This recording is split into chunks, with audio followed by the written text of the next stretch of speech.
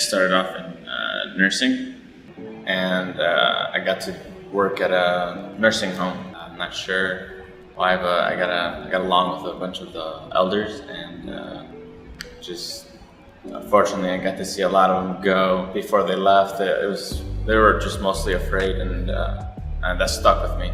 It's just something that I didn't want to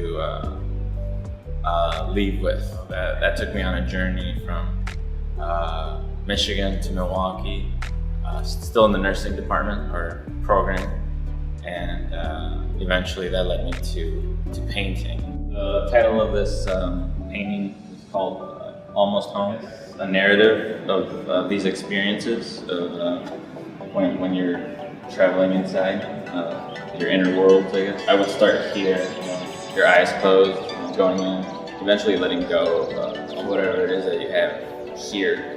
It's something that I truly want to deliver to the public or to the audience as to how important these experiences are, because our elders or people that I have talked to really haven't ventured into this. I'm not sure why.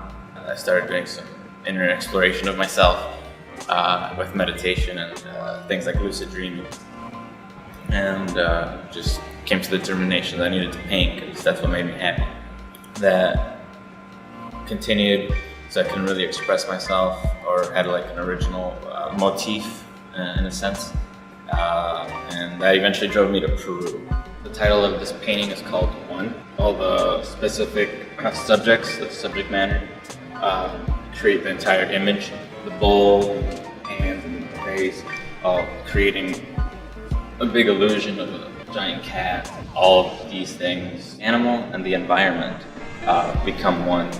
One can't exist without the other. That's smack in the center, and this is me in my inner exploration, ayahuasca experience. It took me to a time in my childhood where I pretty much like shut off just like any form of like feeling. It didn't allow me to see how amazing life is and whatnot. During my inner exploration, I went to that moment in time when I was a kid and started feeling again. It was crazy.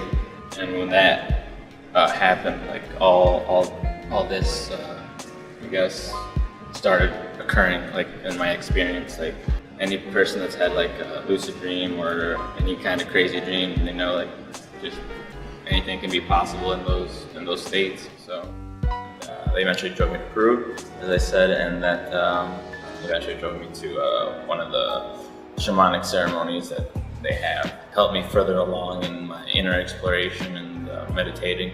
That's how these paintings came about, was through those ceremonies. The title of this triptych is called Split.